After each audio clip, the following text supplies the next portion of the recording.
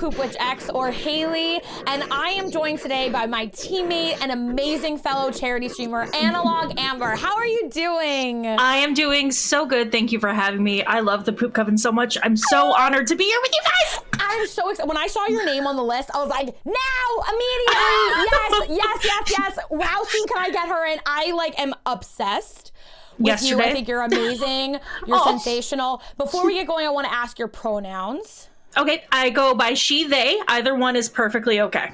Okay, thank you for that. Okay, so let's just start right away. First of all, I feel like we all knew you before you even joined Sidequest. You were already such a huge part of, I feel like, all of Sidequest's, communities. And I feel like we all were super, you already felt like you were part of Sidequest. But now that you really are a part of Sidequest, how do you feel? How has it been for you?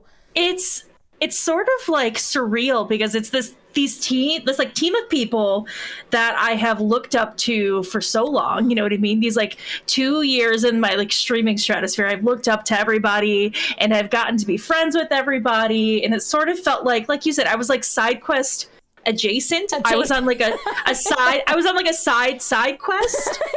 And now I'm on Sidequest. So it's perfect. What would be your advice because I have so many people in the community who are I really want to get on Sidequest, and then they've applied and they can't. What would be your advice to somebody who just on this last batch got in? Oh gosh. So don't take not getting in as a failure. Yeah.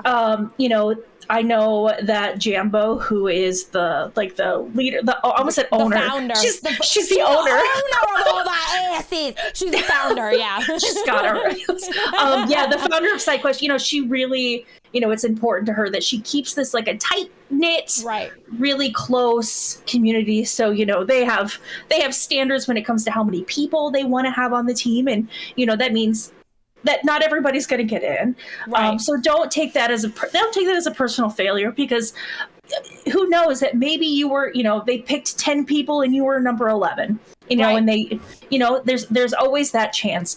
And I think the second most important thing is to really just be yourself. Always 100% and forever. Yeah.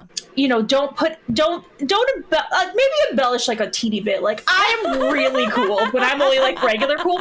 But you know what I mean? Just be yourself. Just embellish a smidgen, a little sprinkle. I'm pretty awesome. Don't bedazzle the whole thing, but maybe a little bit of glitter. It works. But that's also just good advice for anytime you apply to anything, right? Yes. You should hype you're your best hype person, and no one's going to advocate for you better than yourself. Yes. So don't be afraid to be listen, this is what I've done, and be semi humble proud of yourself. Yes. Humble. Yes. Amber, did we just come up with something? Humble proud. I like that. I love it so much. Stop. No, and that's how I feel too. And I think that's great advice, because Sidequest, as a lot of people don't know, not only are we all charity streamers, but it's a huge range and spectrum of viewership. It's not a barometer of we're all partners, we're all affiliates. It's we have to have a certain level of viewership, and that's really the only criteria, and that's just to make sure that people who are really streaming regularly are part of it. And I think what's amazing about Sidequest is that it isn't one of those groups that have 300, 400 people and you can get lost. Yeah. It feels like a tight-knit, you said, family, which is amazing. How long have you been streaming for? So I actually, next week is my 2-year streaming anniversary. So almost 2 years. Almost 2 years. So what made you, were you one of those people who found Twitch through the panoramic? Kind of. I had been watching Twitch before, in 2019, and then I kind of started I did a couple of tiny streams in 2019, and then just didn't have the time, right? Because life is life. And then when March 2020 was the day everybody's life got turned upside down, like the Fresh Prince of Bel-Air. And I was thinking of that song, find nothing to chasing, put my heart in a blender, wanna spin around to a beetle. That's when you said that. No, okay, sorry. I was my life got turned upside down, and I'd like to take a minute, just sit right there, tell you how I became a streamer on twitch.tv. Bam! We have a new alert coming in from Amber, I'm sure. Someone's clipping this. So you were like, I'm gonna look into Twitch now. Yeah. The opportunity presented itself. Yeah, and I actually started Twitch as a board game streamer because because I actually, it's kind of not active, but for like 8 years, my husband Ianio and I had a board game blog. So it, we can't see people anymore. It was like a good way to still like play board games and like do board game stuff with people like safely. And it's like morphed into this amazing, beautiful thing that I have now. Love that. So would you ever start doing, that's me. Would you ever start doing board games again for your content? I would like to, because it's something that I really miss. But for me, it was like board games and like playing board games with people big in the board game hobby was something that was really other people centric to me. And since we're still really being cautious about like who we see and when we see them and, those sort of things, it's like hard because that was like a people focused activity. And it doesn't quite translate the same online. It's fine, but it's just not the same.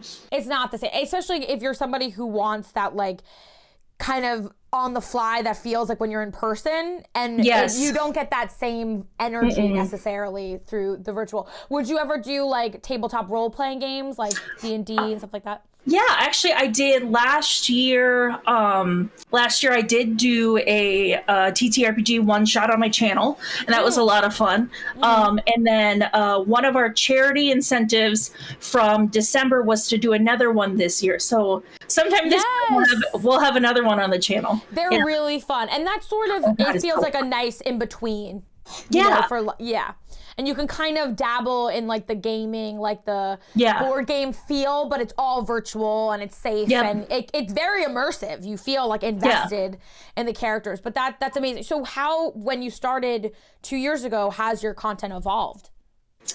So obviously I'm not really board game. I'm not really board game streaming anymore. I've switched to mostly video game streaming with like few other little things, thrown in here and there.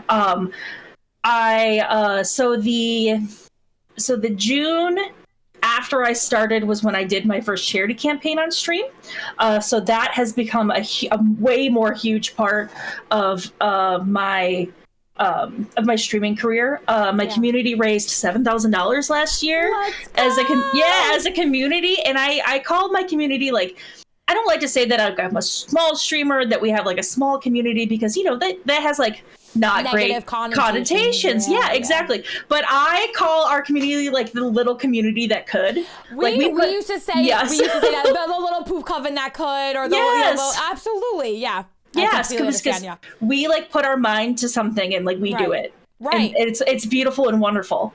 Yeah. And that's what's amazing is that like and I've talked about this and is that being partnered, people are like, has your life changed? And I'm like, but everything we accomplished before, everything that leads up to getting partnered or whatever, that is still so important. Being that term partner, it's cool, but like your content is not dependent on labels of any kind. Right. You can do so much good just trying. Like you use your corner for good. Yep. And it doesn't matter what size your community is. Exactly. How many viewers you have, because, and I know we talk about this a lot in Sidequest. I say it a lot on my stream. Like, even if you raise zero money for charity, you start a campaign, you raise $0. Did you talk about an organization that you believe in? Right. Did you maybe share information to somebody that didn't know before? Did you maybe encourage someone to look into more charities themselves? Right. That is just as powerful as, putting that little kind of like bug in somebody's brain. Right. You're planting the as seed. The money. Yep. Right. So, I mean, you can do so much good without spending a single cent. You're still advocating for whatever charity you're choosing, and people who may never have otherwise heard of that charity said, that could really help. I mean, I know especially when you do like mental health charities, because sometimes people feel like everything's so far away, like so everything's out of touch. It's so hard to figure these things out on your own, and then you find something like Erica Legacy Foundation and things like that, and then all of a sudden it's like, this is right at my fingertips. This is not that far away. This is not that complicated, which is amazing. And I love that you're so passionate about that. Yeah. Do you feel like this isn't your full time right now? No, nope. Okay. Is that a goal of yours? I mean, it's funny. I've interviewed a lot of Sidequesties, and a lot of like Nippy was like, no, this isn't I don't want to do this full time, which is actually really like interesting. But how do you fall into that? Like, would this be something? I would love to do it full time. I have a degree in theater, so I feel like this is a like non-standard use of my degree, but it's like it fits. It fits within the realm of things that I've like learned how to do, and I like know how to like all of the different parts sort of fit together. And that's that's exactly what streaming's feel. You're your own producer, director, stage manager, lighting, like sound, editor, everything. You do it all. Right. And so like I feel like having that background sort of like helped me, and then add in the like charity aspect and like how passionate, like I've found this like thing that I really love. I would love to, that's a goal, a far off goal, there's things, but it's something you're moving towards. Yes. Super important. And I think it's important that you make like, I feel like sometimes people are like, oh, if let's say you're streaming to 15 people, right? Thinking of trying to get to 100 feels like but like maybe it's like 15 to 25, then 25 to 35, then 35 to 45. Like 10 at 10 increments is not as daunting. No. And it sounds like you make milestones for yourself, which is super important. Yeah, and I know that I have personal goals that I want to achieve before I get there too. You know what I mean? The path isn't completely laid out, but the beginning steps are there. And so I know, and I am very thankful that I have a friend group of streamers who are interested in like hyping each other up and like giving each other advice and sharing information. There's not any withholding in our community. If someone has if somebody has a question, you're going to get genuine answers and genuine feedback, and that's really that's so important. And so it makes it feel not so lonely, because I know we've been isolated for almost 3 years now from other people, and having that group that you have these little tiny things that you can like thread together as connections is just so important. And I'm so thankful to have that, especially in Sidequest. There's just a million amazing people there. Well, and I think that's one of the biggest differentiating things about Sidequest, and just like I feel like our pocket in general, is that gatekeeping information or like withholding information or thinking of other content creators as competition for yourself is only going to diminish your content, your mental health. Like and like I love that you brought up that you have a theater degree, because this is your own stage, and like this is your own little corner. So the people who are going to watch your corner are going to watch you for you and what you're putting out. And if your content isn't what they want, that is not a reflection of having anything to do with other people. That means you have to reflect and say, okay, I need to try something else. I need to do something else, because it's not the people around you. You focus on your own grind, and then your mental health would improve a lot too, I feel like. I totally agree. Absolutely. And I feel like that's why, and I warn people, I was in for like 1 minute, a streaming group, and they were like, you need to change your name. Like I wasn't Poop Witch at the time. And they were like, you need to put the the group name at the beginning of your name on all of your handles. And they were like, I was like, what? They were like, you need to put our name at the beginning of all your handles. You need to have a panel and like, I was in it for 1 day, and I was like, this is a no. This isn't, the vibes are not immaculate here, so. No, I was like, no. And it was a very like follow for follow type thing. It was 5 years ago, so Twitch was different, and I feel like the way things were, even protocol wise, like that would have been banned like that. I think they actually have been banned, that group. But like that's what I love about Sidequest, is like it's never been like that. They're like, you can do as much or as little as you want, period. And that is amazing. So what do you do if you can tell us, with your full time? Are you in theater? Do you do anything with that? No, actually I haven't, like, since I graduated college, because when you have a creative degree, that's It's so hard to use it. I know. Yeah. No, but actually, I do like graphic apparel planning. Ooh. So I like don't make the graphics, but I like help, sort the. Yeah. Well, yeah. I'm like, you do this, you do that. Talk to companies, like, so I like cool. I'm like a project manager kind of, I guess, like. Oh wow. Yeah, and I just like started this position not too long ago, so it's like a new exciting thing for me to learn. Oh, that sounds awesome, actually. That sounds really cool. Is it for like many brands, like they hire you? It's for a pretty big brand, so like so yeah, look at you, Amber. That is awesome. So yeah, it's nice. And I started that like recently, and before that, for 12 years I was in early childhood education, which is a totally different world. So yeah. Wow, what made you like, that's a big pivot. That's a big pivot. Yeah, big one. Actually, yeah, I had a friend reach out to me who like worked for the company, and she's like, "Hey, we've got these like temp positions open. Like, I know you were looking to like pivot towards like a more creative, focused, career. What do you think?" So I just quit my job of 12 years, took a 3-month temp position on like a prayer. Whoa. And was like, yeah. And I was like, I felt like that was the moment that I needed. Like, that was like the sign that I needed to like do something different with my life. Because, towards the end at my last job, working with kids, working with parents, it's really stressful. And it's changed a lot in 12 years. Like, the field has changed a lot in 12 years. And I think I was just like out, you know what I mean? Like, it was time. And like having a friend reach out to me and say, "Hey, we've got this." And I talked to my husband about it. I was like, "Listen, what if it really is only 3 months?" And he's like, "We'll figure it out then." So, sort of with the, the good communication and like all of that, like I was like, let's do it. And then they ended up offering me a different permanent position. So, whoa. So yeah, it's been a crazy last few months. That is, first of all, kudos for like taking a leap, like realizing you were unhappy and going like, I'm going to try something completely different. Holy smokes, that must have been and then at the same time you like started streaming, right? Yeah, so the job change happened this last December. So I was like in the midst of a very busy charity streaming season. I was doing like a 12 days of Streamus, which is 12 days of streaming in a row. For December. Okay. Yeah. So yeah, it was a hot mess, but it was my hot mess, and we got through it.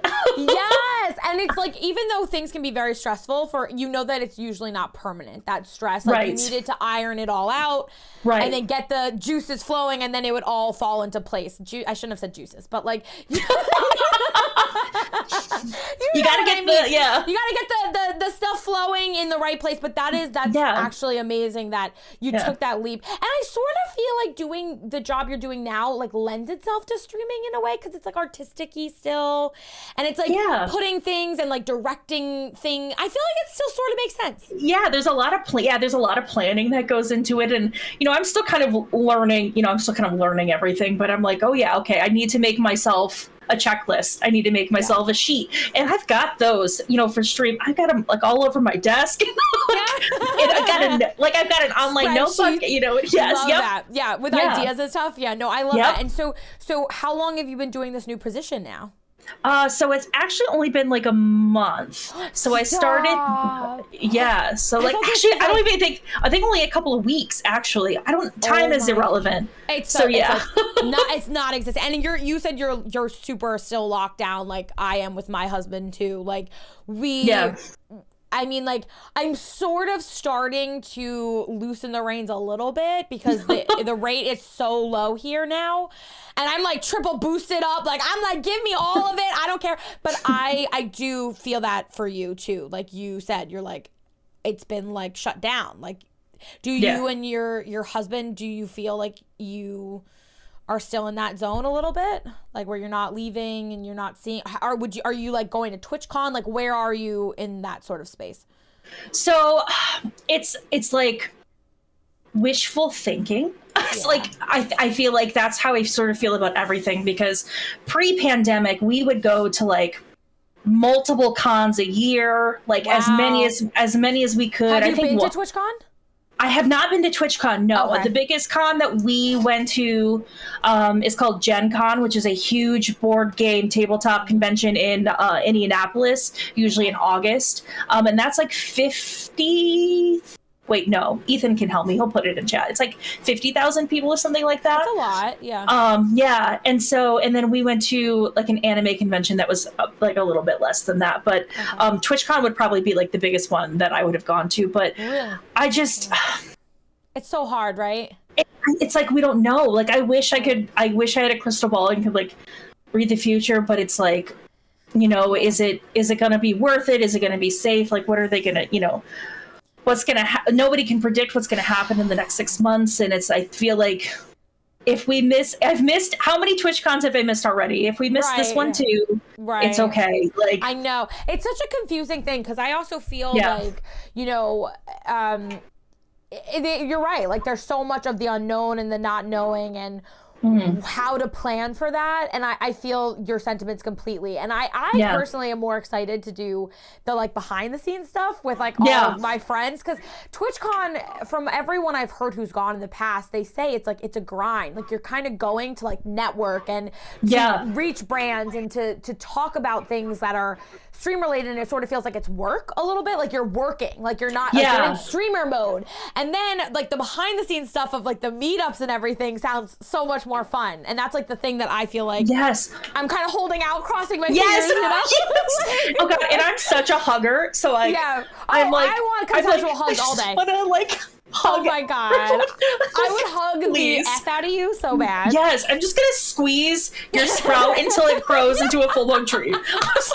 If I still have this sprout, honestly, it's funny because I got this haircut. Speaking of the sprout, I got this haircut, and it's like, you know, the wolf cut kind of thing. Oh yes. Okay, yes. It's sort of wolf cusk. Oh, cusk. What is that word? We're just inventing all kinds of things. It's every word. Wolf cut-esque. And I don't know what to do with the spruces that she gave me because it's like too long to be bangs and then they have to be curled. And I don't feel like curling my hair all the time. Oh, God, no. So the spruce lives. The spruce lives. Oh, my God. That's why I'm shaved. I'm like shaved all the way around except for on the top. It's perfect. It works. I shaved half of my head when I was in New Orleans super impulsively, and it's taken me so long to grow back out. I was like, forget it, never again. It took me like 2 years to grow back to the length of everything, but I love that. Do you do your own blue, by the way? No, I used to. For the longest time I used to, and then I gave up. And I was like, screw it. I'm going to pay someone a few $100s to do my hair only for that me. piece too, right? So it's not like the whole head and all that stuff, which makes it nice. No. I wanted to also talk to you before I forget.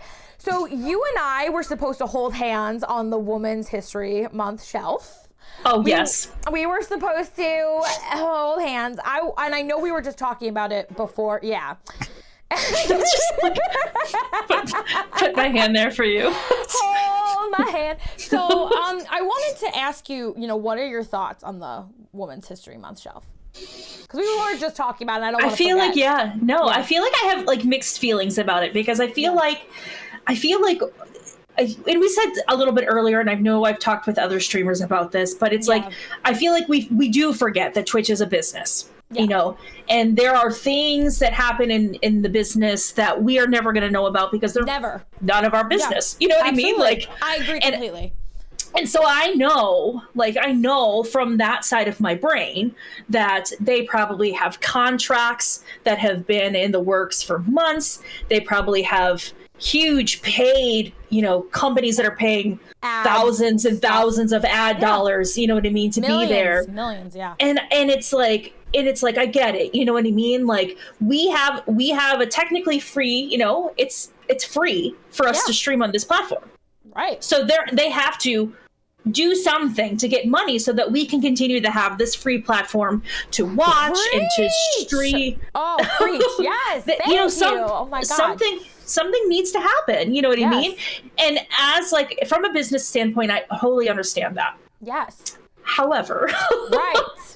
However, and I haven't been, in the scope of Twitch, I haven't been here for very long. I've only been here for a few years. But from what I understand, the shift, the focus of Twitch has shifted, to be more like less streamer input to like corporate input, which I understand. They're growing, you know what I mean? And this is really the only viable streaming platform out there right now. Yes, there's YouTube. Yeah, yes, there's YouTube gaming. Yes, there's Facebook gaming, but it's not the same. Comparative, not even close. It's not the same. It's not the same at all. Close was Mixer, and even when Mixer pulled the largest Twitch streamers from Twitch, it just never. And I've talked at length with Aiden about this, my husband, because the magic sauce that is Twitch is hard to pinpoint why it's such a mega giant, because the reality is Mixer could have been and sort of should have been, but it never got there, and I don't really know why. I feel like maybe, and obviously, like I said, there's going to be things we never know, but I feel like maybe they, Microsoft, who owned Mixer, has their hands like all over the place. Yeah. And I'm wondering if that just wasn't the problem, is they didn't take a funnel and funnel things to Mixer to try, to take some of this like sparkle that Twitch has, and put it into that. Right. And I think, and that's sort of interesting too, because I feel like if anyone was going to do it, it was going to be Microsoft, right? And it was such a shock to me that it went out of business. Like, it's wild. Wild. Nobody talks about this, Amber, that a website went out of business. Nobody talks about this. Blows my mind. And it's like, and it's like Microsoft has this reputation of trying things. Right. And then if it like doesn't work, they're like, whatever. You know what I mean? Like, I wish I had like hundreds of thousands of dollars to be like, wipe my hiney and throw it away. I mean, it sort of is shocking, because I feel like my stance is I love Twitch. I have carved out a home here, and I appreciate being here. And I think that if Twitch pulled a Mixer and went out of business, we would all be not only stranded, but I would be in despair. Like, I would be absolutely heartbroken beyond belief. So for me, I don't feel like it's okay to like berate and shred Twitch and then use it as a platform at the same time. And that's why I want to circle back. Like, the Women's History Shelf, should we have been at the bottom? No. Right. I think it's ridiculous, because like if I go to Twitch right now, it's like 6 scrolls down. Yeah, it's like I like literally have to like scroll, and it's like 6 scrolls deep. So it's like the carousel. Oh, there's actually a femme presenting person. Damn, look at that. The front of the carousel. Okay, so then it's live channels. Well, thank you, which is you're my first one on there. It's a little silly. Oh yeah, let's go. Yeah. It's okay. So it's the carousel, live channels we think you'll like, categories we think you'll like, what's hot, and then Women's History Month. Right. Which is interesting, because for me, I feel like the recommended being, at the top is fine, but the category, I always thought the categories we think you'd like feels completely useless. Like, you know, I feel like that should be further down. Like, if you really can't find anybody on the front page that you're willing to watch, and you need to find a category, then you continue to be scrolling. But it should be like streamers at the top. Like, and I am, disheartened, because it doesn't feel like there's been. They also, as you know, it was like so hyped up. Yeah. I mean, it was the same with Black History Month. Exactly. And I mean, at the end of Black History Month, how many Black creators that posted, like, this was my experience with Black History Month. It's disappointing. It is. And honestly, it's, I guess, a little bit shameful. Like, you know what I mean? Like, last year, I feel like they started doing some things, and it was important. And I feel like they did less this year. Like, how? They didn't do very much last year. How did they somehow do less? It's interesting. I want to come back to this, but Nomad made a comment in the chat that I kind of want to talk about a little bit. Yeah, we can. Let's do it. I see what you're talking about. Yeah, I was going to segue there. Yeah, do it. Do it, So Amber. Nomad said, because I talked about Twitch being a free platform, right? And Nomad said, it's not free though. You guys give half your money to Twitch, which is true. As an affiliate, and a partners have the same cut. Yeah. Yep. As an affiliate, or like a money earner on Twitch. For most people, this isn't the same for all because, there's always extenuating circumstances, but half of the revenue that I get from subs goes to Twitch. Same with me. Yeah. Right? But I signed an agreement saying that I was going to do that. Mm-hmm. I could absolutely be on this platform without, and I'm not giving Twitch money. I'm not paying Twitch for the platform. People are paying me or are giving me money, and Twitch is taking part of it. Mm-hmm. Like as part of the service, our service agreement. We all, as affiliates and partners and, whoever else, we signed an agreement saying that, yes, we were okay with this. Right. Now, is it the best? Is it fair? Fair is a very hard word. Very hard. But is it? Maybe not. Like that's a very long, lengthy conversation that probably would take 14 podcasts. Well, that's also the thing that people don't realize is it's a business, and we don't know. We don't know if 50-50 split. Like, listen, it is owned by Amazon. We all know how much Amazon is worth. Dude, the reality is probably, does it need to be a 50-50 split? Probably not. No. I'm sure that there's a percentage that would be more, and again, that word fair, but like more fair to us. I'm sure that they there is a number. However, because we don't know, like you said, you can stream on here and not be an affiliate or a partner and just receive donations through PayPal, but then you don't get bits, you don't get subs. And that's fine. And you're absolutely right. Most people, when they get here, their goal is to get affiliate or partner. Like they want that. Who doesn't want to monetize their time? Right. I think absolutely. Yeah. And I feel like, that's another argument that gets brought up a lot is the streamer money split. Yeah. And, there's a huge misconception that if you're partnered, you get a bigger split. That is not true unless you're grandfathered in or if you get large enough that you can renegotiate. So when you're grandfathered in, you're one of the people from like Justin TV days and you've been here forever. Yeah, I'm sure they have an amazing split. And also, if you get large enough that you can, utilize that, your size to your advantage. But otherwise, and this is like a huge thing that I hear, you'll get more money as a partner. Please, for the love of God, that needs to stop being perpetuated. If that is the reason why you want to get partnered, that is the last reason why you should be hustling for it then. Yeah, that is not true. Yeah. And you know what, for me, and obviously I'm not a partner, so, opinions may change if I ever do get partner one day, but I feel like striving for partner is a business move. Yeah. Not necessarily for money, but for a title that takes you other places outside of the platform, because there really she goes. There she goes. You nailed it, babe. I would kiss both your elbows right now. It is a business. Come here. Can I just explain to you how like reaffirming it is that somebody else like feels the same way I do? Because people were like, don't you want to be partnered? Like, I'm like, the check mark is great, but it's the first door. To open other doors external to Twitch, really. You're absolutely nailed it. Yeah, and you know what I mean? That's it. I mean, really all it's doing is like, you're slapping it on your pitch deck. You're putting it on your resume. Right. You know what I mean? You're saying like, look what I did. Like, that's what companies want to see. Like, right. Like, and it takes you out of a bigger pool, right? Because there's a larger affiliate pool. Yeah, you're putting yourself in a Right. And it's, That's the thing. Yeah. Yeah.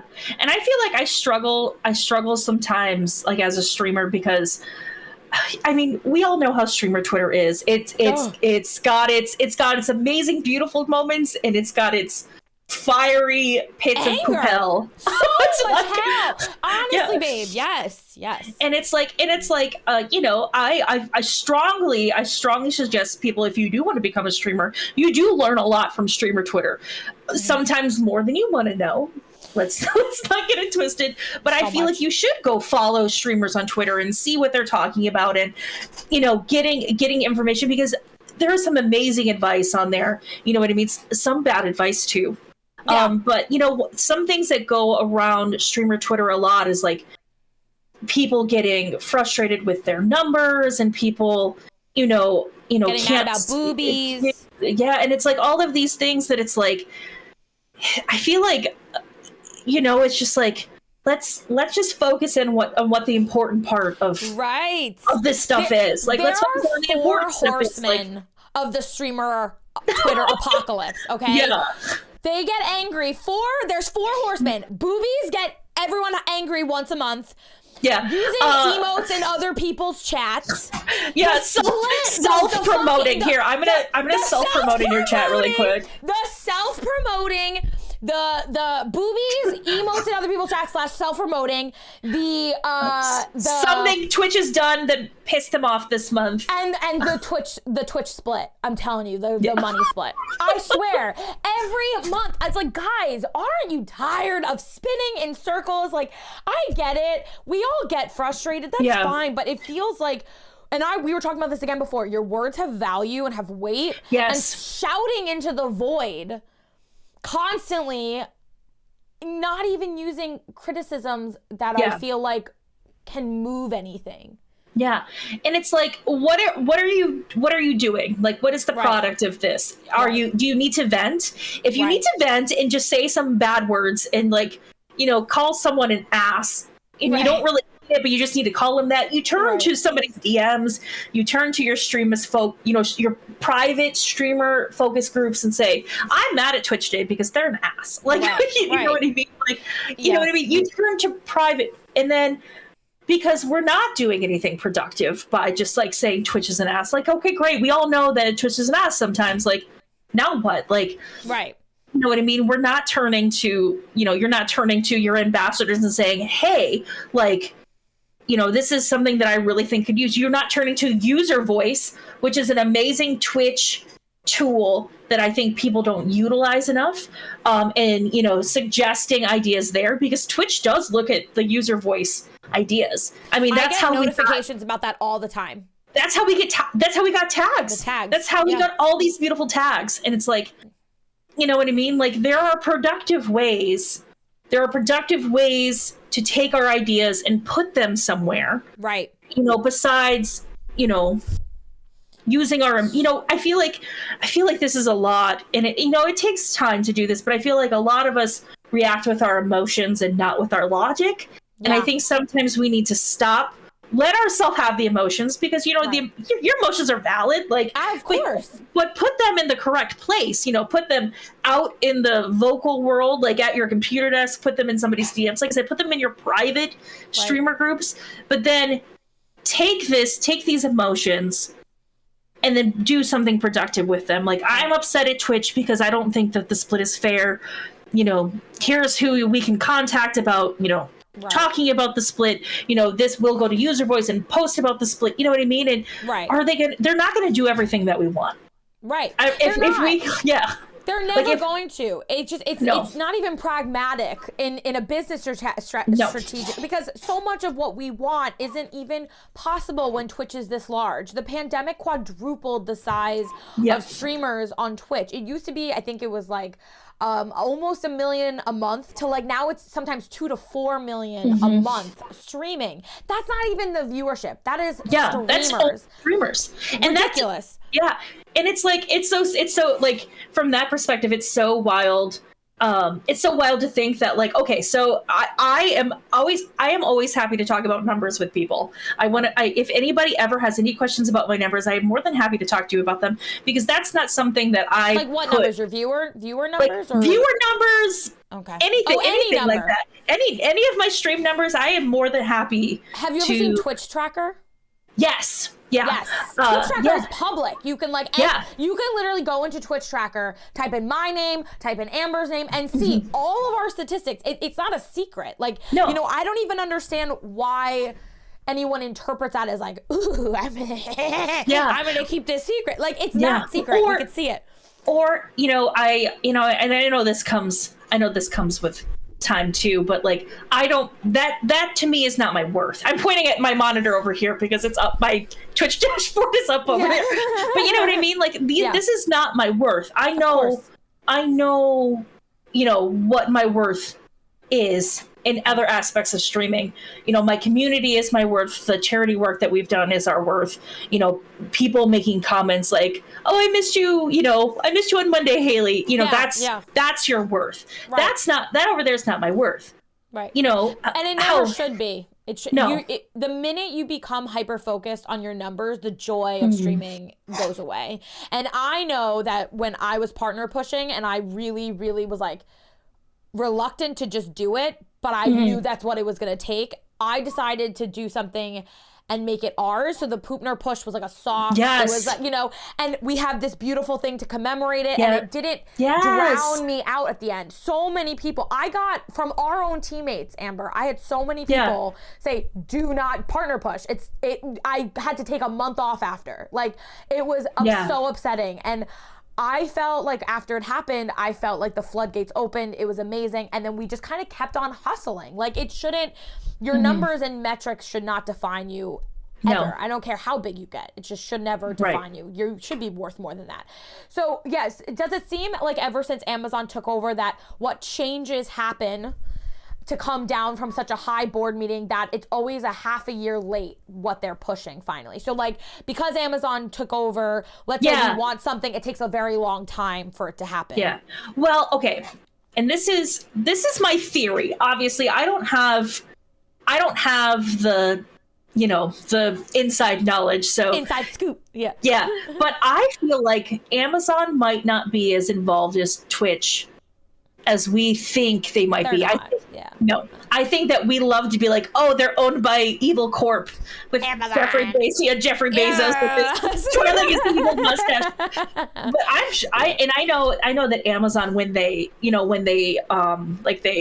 took over Twitch, they were like, you know, we're going to be hands off, you know, let them do their thing. We don't know that business they do, and like, you know, I'm sure that we, you know, they're probably like, please, Amazon, can we have some more? Like, I think that's exactly what it is. Yeah. I think that we like, and like you put it so poignantly, we like to say it's Amazon's fault. Unfortunately, I think they're just a scapegoat. I think it really comes down to the people who've been at, and you were just talking about, there's a turnover happening right now with Twitch. Yes. You can read about a very big one, like very big and very big high level management turnover. Right. And that's because they are realizing that there are infrastructure issues of certain people who have literally come forward and said, they don't understand this place. It's supposed to be like this vibe. But unfortunately, the vibe that they're going for is the antiquated, very toxic sort of, where Twitch, many of you guys don't even know, because I mean, I was here when Twitch started to transition from like you know, it used to be scary, like the level of trolling and aggression and toxic communities was like that was what they were. Like, it was hard to find wholesome communities. It really was. Now I feel like it's incredibly hard to find toxic communities, but they still exist, and they shouldn't. Like, they really shouldn't. And I think that Twitch has started to slowly sort of like peel off the like festering band-aids. And I mean, from a corporate place, it's never going to be fast enough. It's never going to be fast enough.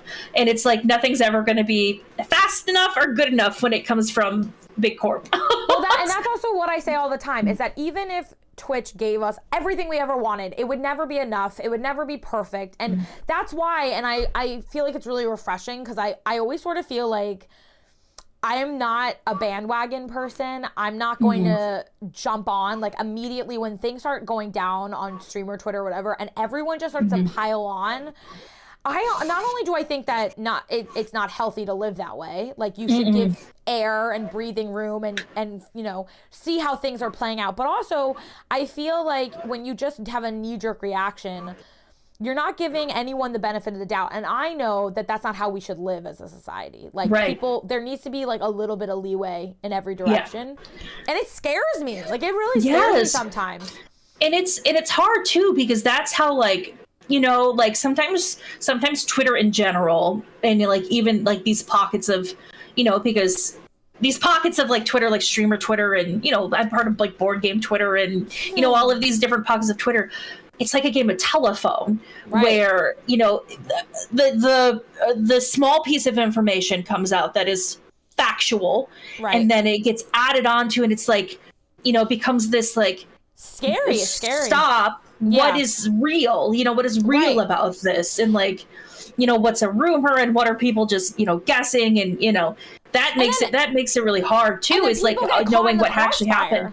Yes. Yeah. People get caught in the crossfire too, and then like things are taken out of context. Things are, and I'm not, and I really mean this like emphatically. I am never referring to homophobia, racism. Right. There's no leeway with those things. I'm not talking about those things. Gamer words. I'm talking about exactly. I'm talking about hardcore like things that just feel like, you know, for instance, Streamlabs. This is a perfect example, because Streamlabs had this whole thing, and I still use Streamlabs, and I don't really want to be. And then I was supposed to be having a bot, and then it's sort of like, and now I'm like, oh, should I move to Stream Elements? But Stream Elements is just not as good as Streamlabs, and I feel like but here's the thing, it really came down to me, is I'm watching everyone just like snowball. The reality is that Streamlabs messed up, should not have taken the OBS name, period. Right. And if they had just come out and said, sorry guys, we fucked up, we're gonna change our name, and we're really sorry, and I'd love to discuss this privately with our lawyers, whatever, however when they handle it, fine.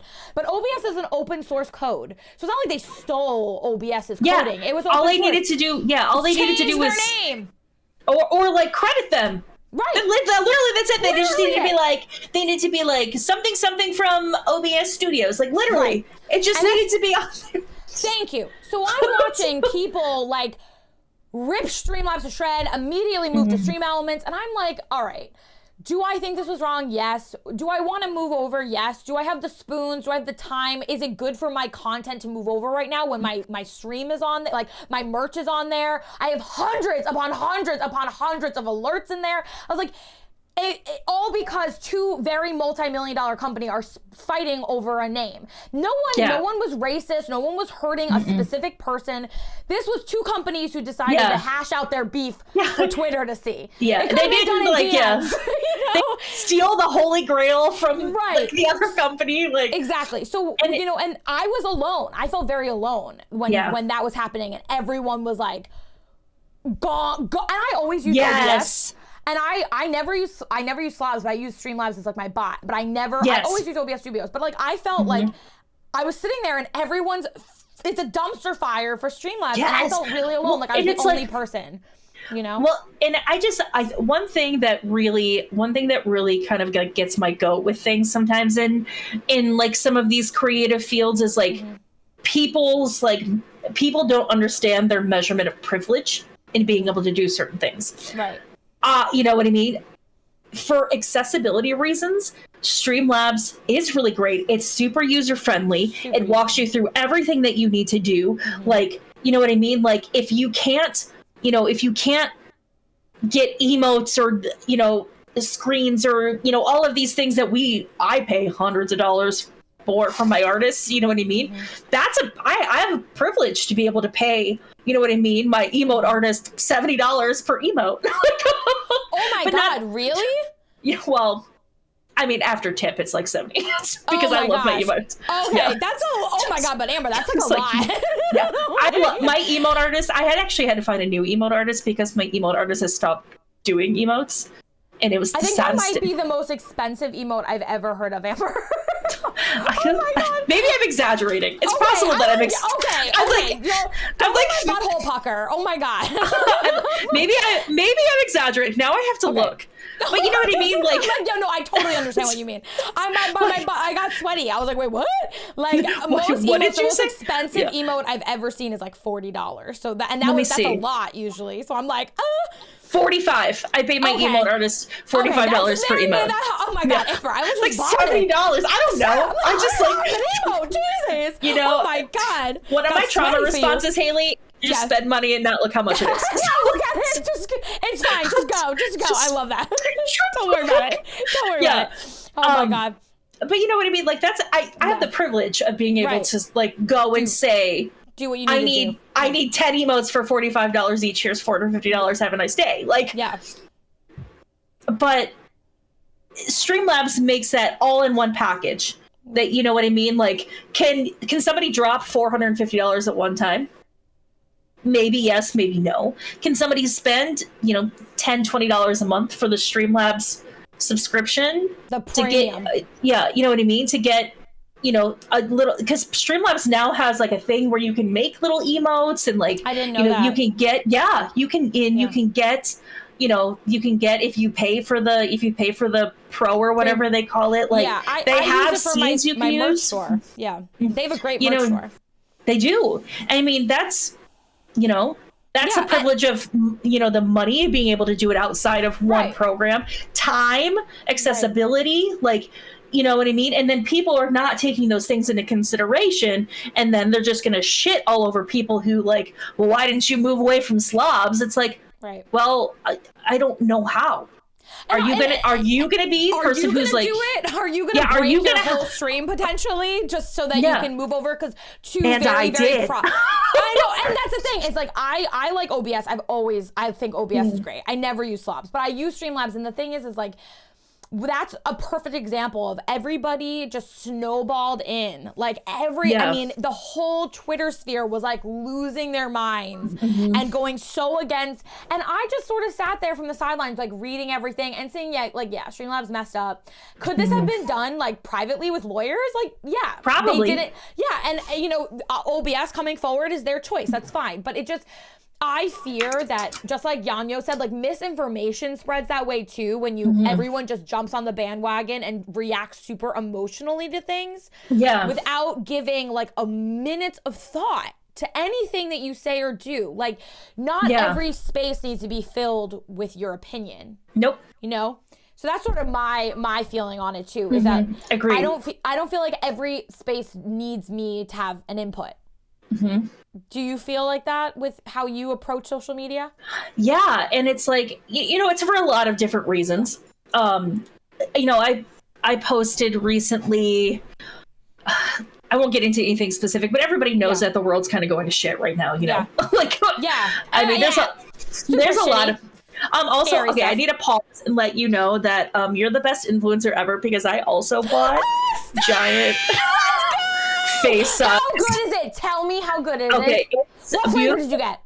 Well, I got the Japanese yuzu flavor. Oh my god, I have the lavender. How good is that one? Is it good? It's like slightly citrusy, but not like too much. I don't like lavender. Like the smell of lavender makes me kind of want to gag. So I got this one. Oh my god! So do you like? How amazing is it? Tell me. I love it. I use it all the time. I feel like I'm a child drawing with a marker on my face. No, there's a TikTok. I try to use it with my lipstick on.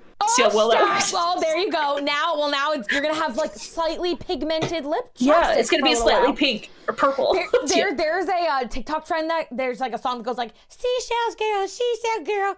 Yeah. No. Okay, and then they act like a little fairy in the garden. They like everything's too big. I'm like, this would be perfect as like little chapstick that's too big for my hand. Like, sorry, I said what. I love that you bought that. I'm so happy. It's so good. It's the best. It's nice. It's so good. It's so good. Well, you can use it as your stress unicorn chapstick when poop coven. Oh, yes. Well, don't poke your eye out with it, though. I don't know what's gonna happen. I don't ever know. Okay, so wait. So what were we talking about before I got distracted by your beauty and amazingness? How I post on social media. Oh yeah. How do you feel how do you approach social media and stuff? So it's hard because it's like, I do try to be careful when I post on social media, not because I'm afraid that I'm going to offend anybody or like, but I want to make sure. I have a hard time sometimes, and I know that you absolutely feel this way, where sometimes I say something and it comes out ridiculous. You know what I mean? And it's like, I may be familiar. It's like that's not what I meant to say, or that's not how I meant to say that. And you know, some of these things some of these topics on social media are so nuanced or need care. Right. And I don't want to just put something out there and it being like misinterpreted. I want my point to be clear. Yeah. And so, when the world started to sort of implode on itself, I took a few days to kind of respond because I needed to take my mental health time to absorb and understand my own feelings about everything that's going on. And then after taking that time, like, okay, how do I express these feelings? Right. And that's when you get, oh my God. And this is one thing about social media that really makes me angry, is that, like, when people are like, if you're silent, you don't support. If you're silent, you're complacent. Yeah. And it's not like fair. Yeah. And it's like, and it's not, because it's like, do I think that people who have like a voice and privilege should stand up for others? Absolutely. Right. And be obligated. Yes. It's like, I feel like you can't ever... And I totally understand what you're saying. And also I want to touch upon something that's super important to say. When I stream, like, I have no filter, but when I approach social media, I'm very careful with what I say, because like you said, social media spreads like hot fire and it can be misinterpreted. Not saying something isn't necessarily being complacent. For me, I think, does my opinion make matter here? Like, will it enhance the conversation? Am I just trying to be a part of the cause? And also the other thing is like, my corner of Twitch and social media, I try to use it as a place that's like safe from the world, like a little bubble of joy and happiness. And I try to utilize it so that you don't feel like you're constantly inundated with the horrors of the world. So if I am constantly saying like, this is bad and this is bad, you're going to start to feel like there's no escape in any direction too. Yeah. So I'm very careful about what I talk about. And if you ever want to ask me something privately, like, how do you feel about this dance? I will give you the whole rundown, but it doesn't always feel like you need to spread your voice in every single pocket of every single cause. Yeah. And there are some places that I, as like a cis white woman, I just need to be quiet and listen to the people who are important in the conversation. I agree completely. And you support by retweeting, by boosting their positivity, like, you know what I mean, by like support that way, instead of being like, and not just listening, but like actively listening, actively taking what they're saying and thinking about it, and then, making actions. Right. Because I think that, like, if you take somebody who is another, we are supposed, women on gaming are marginalized. I mean, women in general, whatever. But, like last month, there was the Black History Month creators.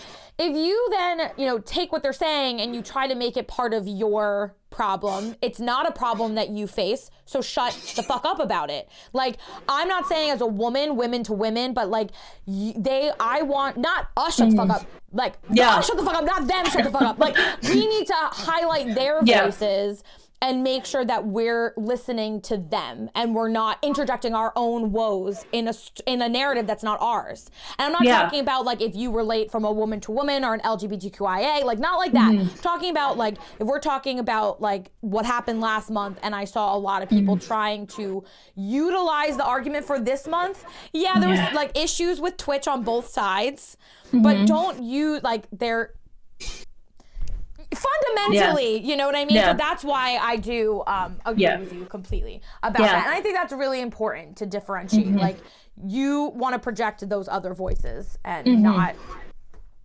interject every thought into the world, right? Gosh. And it's like, that's why you need to make your own private spaces.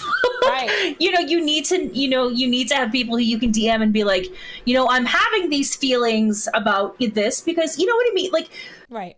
We're still, I mean, especially with like LGBTQIA issues, you know what I mean? Everything is still evolving. Of course. And sometimes you do need to talk it out. You're like, well, I thought things were like this, but now they're like this, and I'm confused. Or like, sometimes you do need to talk those things out. Right.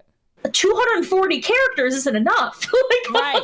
That's, you know. Right. That's a whole other situation. But that's the thing. It's Yeah. like there's a way to get your point across that's constructive and important without drowning in the vitriol that just spews out of Twitter. I get it. I get tired. Like I scroll Twitter and I'm like, geez, like.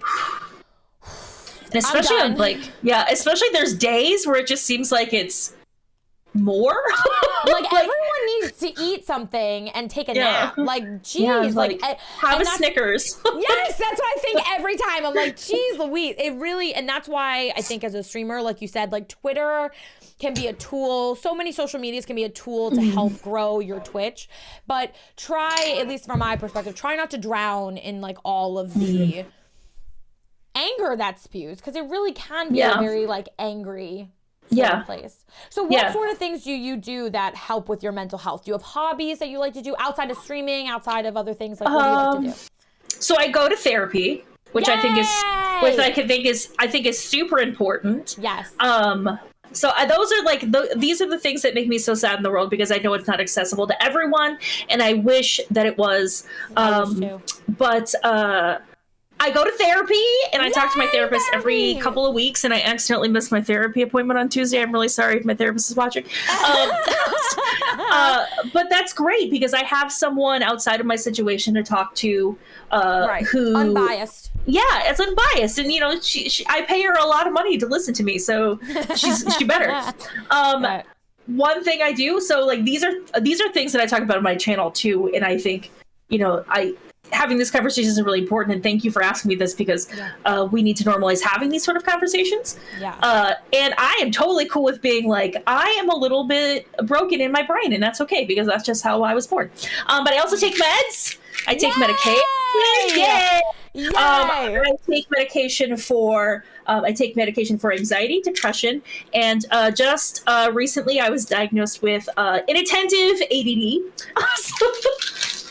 Yes. So that's a new journey that I'm going through right now. So I guess kind of wrapped up in that is like taking initiative to figure out what works for me is like the first thing that you need to do, because I'm 33 years old. I've tried a lot of different things. I'm out, you know, trying things out and finding what works for me for my mental health.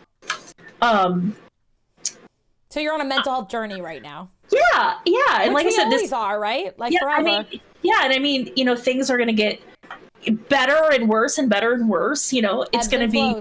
And it's going to be different. You're going to experience new things, and then you don't know how to handle it. And then, I mean, instead of spiraling, we can find a way to be productive. Yes. And you're being proactive, which is so important. Yeah. And I think that took me a long time to do, is to find, like, you know, because that kind of comes with like self-value. You know what I mean? Like, am I worth taking this journey on and making myself feel better? Yeah. And it's like, yes. I mean, and every single one of you are.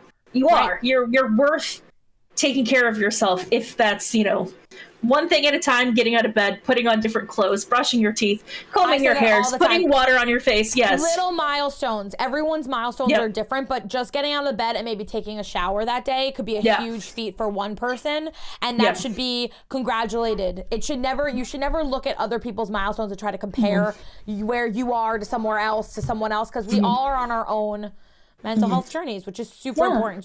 So you're on this journey. You're do you do weekly therapy or monthly therapy? I do every 2 weeks. So bi-monthly. Okay, nice. Yeah. So every couple of weeks I chat with my therapist about, you know, what's ever been plaguing my brain, and then I sort of rotate between things that I do like on my own.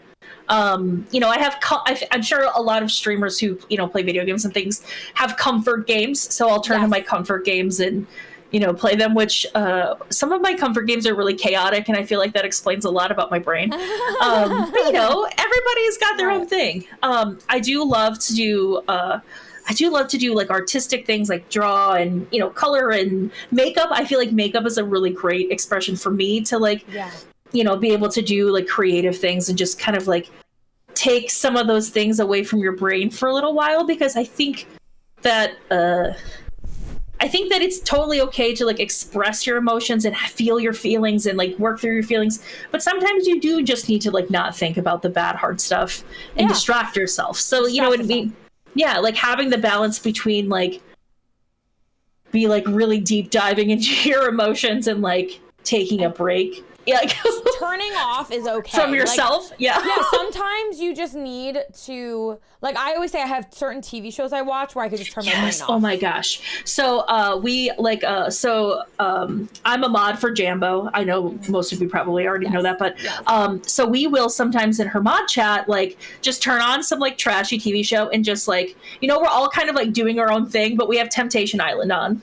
In the background, like garbage. Like, it's so true. Like, there's sometimes you just need that little, I'm not going to think anymore. I'm also, and there's different like levels of people. Some people really want to be interacting with people and some people need a break. And there's like, it's okay. However you need to get through the day is fine. It just, I feel that way. Like, sometimes I really, really want to talk to like 100 people and I want to be like in everybody and messaging everybody, and then some days I'm like I don't want to even look at my phone today, you know? And that's okay. Like, you don't have to be all or nothing. You can have days where it's a little bit of everything. By the way, sorry, my dog just barked. He wants to be part of the podcast, damn it. You know what, that's okay. I love dogs so much. Oh my God, you and the biggest, I have Mountain, Slate, Lily, monsters. You could hug them one day. I believe it. So Amber, what is your favorite like TV show? Do you have one? Okay, so I watch a lot of things about murder. Me too. I love murder so much, and that's gonna sound. Can somebody please like just clip that and just send it to me? I love murder so much. I love murder. I love murder so much. Just murder. Murder. It's like, you know what I mean? And it's like, you know, sometimes it's like, you know, sometimes you can just like zone out in it, but sometimes it's like, you know what? I didn't kill anybody today. I'm doing pretty all right. Did you watch true crime? Yes. So I watched this YouTuber. Her name is Bailey Sarian. She does murder makeup mystery Mondays. So she like does her makeup and talks about true crime stories. That's amazing. And it's the best thing ever. It's the best thing. It's like the best thing I've ever discovered in my whole life, because she, you know, and you know, sometimes in like true crime shows, they're like really serious and they're like, and then she was stabbed 54 times. It's like all serious and like, but she's kind of like, you know, she's kind of just like chatting like you and I are. She's like, oh my God. And then he took a knife and like, it's like, just like the way she like talks about it, it's like serious. Right. But it's like a friend telling somebody else's story. Yeah. Right. It's like, Haley, do you know the Jeffrey Dahmer, blah, blah, blah, blah. Oh, man. Yeah, we did a podcast about Jeffrey Dahmer. I've talked about that mother so many times. Oh, my God. No, so that's, you watch true crime to, like, relax. Yeah, because it's like, you know, I've not been murdered today, so you know what? Things are kind of okay. It's a good day. It's kind of okay. You know what? So I started horror watching movies too, by the way? Oh, my God, yes. Okay, so I'm going to show off my little tiny collection. My little tiny collection of horror ladies. I call them my horror hotties. Dropping all their accessories on the floor. Okay, so, we gotta make sure we're not breaking TOS with my horror hotties. Yeah, no, please, for the love of God. Yeah. So we've got all weenuses tucked away. Okay, those are fine.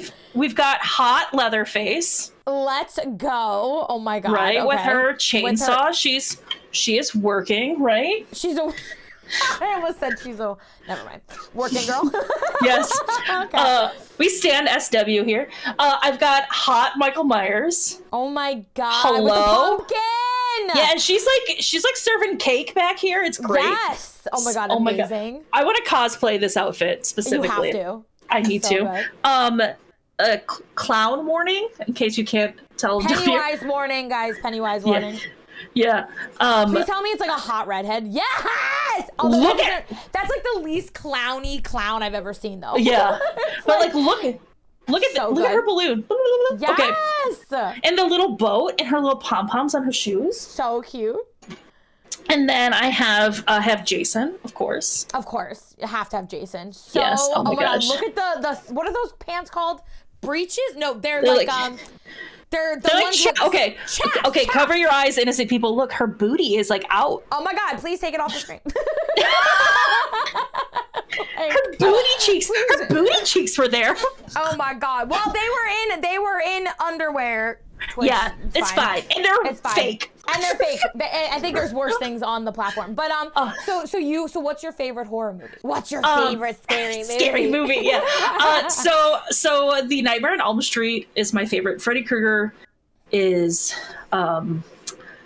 he is just my king and my everything, and he's so fun. Like, I'm sorry, he's so funny, and like, and he's just like, king. You did not just say that he's your king. He's my king. Lives in my dreams. He lives in my dreams. Get the Murder Girls? Okay, so I think these ones are from Amazon, I think. Some of them are really expensive, but you can find them other places, and they're knockoffs and they're cheaper. Not that we should steal from artists, however. Never. But they're you can find them on Amazon though. Yes. Okay. They're bijou figures? Yeah, it's bijouju. Yeah, bijouju. Okay. Yeah, they're super cute, and I love that you love horror and use it to relax too, because I do the same. Yes. thing. God, it's like literally watched the new Scream yesterday, and my husband, who does not like horror, was like writhing. He was like, oh, and I was like, ah! I was like so excited the whole time, and I was like geeking out because I love the Scream franchise. It's so good. Oh God, it's so good. I know, good. I really love meta. So good. Meta humor too. So like Nightmare on Elm Street, Scream with the meta humor. It's like meta. The Scream 5 was super meta. Okay, I gotta watch it. Oh my God, it's on Paramount. You could stream, because I won't go to the movie theaters. I won't go to the theaters. So I was like, as soon as Converse messaged me, he's like, it's on Paramount. I was like, I'm watching it tonight. Let me tell you something. The layers of meta was so many that it was actually like, I was like fangirling the whole time. I was like, this is amazing. Oh my God, I love it. So proud. I was losing it. It was so amazing. So before we wrap up, I want to ask you, what's your favorite color? My favorite color is like teal, blue. Like your hair color. Yeah, kind of were like, this like brightish teal. Yeah. Interesting. I would have thought you were gonna say like black and red. I don't know why I just felt like you were gonna be like, I really like black and red. I mean, honestly, because like your shirt also, and I just feel like that's so your vibe. But you definitely have a brighter energy than black and red. Okay. And yes. So do you have a lucky number? I really like the numbers 5, 9, and 13. Amber, this is where we hang up, because how dare you like 3 odd numbers? Which is so wild, because I'm so like, I feel like I'm so meticulous and like order and structure, and odd numbers are not order and structure. You like 5, 9, and 13. Mm-hmm. Amber, how could you hurt me so? Tell me how we have this amazing podcast and my heart is now broken. How dare you? You like 5, 9, and 13? The only way you could have made it worse is if you said 7. No, not 7. Ew. You draw the line at 7, Amber? 7. I mean, like... Okay, so my birthday is September 5th. So 9 and 5, fine, I mean, fine. like, you know. Fine. What happened to 13? Because it's cool, like it's like a horror kid lucky number. I love how you went, ew, 7. Like we draw the line at 7, guys. 7's out. 7's out. What about 3? How about 11? It feels like too nice. What about 1? What about 1? Well, that's too lonely. One is the loneliest number. All right, I forgive you. I feel like 9 and 5, I forgive you. 13, not so much, but I'll give it to you. But at least you don't like 7. 7 is like, people who like the number 7, no, I love all people, but seriously, 7? You're killing me. Okay, so Amber, I want to tell you, I wanted to ask you one more thing. Even though we went like 15 minutes over, but that's fine. Amber, so if you were to give like one piece of sort of like Amber advice, what would you give? About anything. It could be about anything. Mental health, streaming, the world, whatever. I think it sort of like encompasses a lot of different things, but just be patient with yourself and do, give yourself grace, I think. Yes. Love it. Amber, thank you so much for coming on tonight. I could literally talk to you. I mean, we're gonna have to do another one. I could literally talk to you forever. You are an amazing human being. I'm so proud of how far you've come. I'm proud of you for your mental health journey. I'm so honored to call you a teammate. Thank you so much for taking the time out to join me and do Poop Coven makeup. Yes! I'll post it in the Discord. Honored. You are amazing. Thank you so much. This was today's episode. We have Analog Amber and I am Poop with Jex, and we will see you next time. Thank you so much. Bye.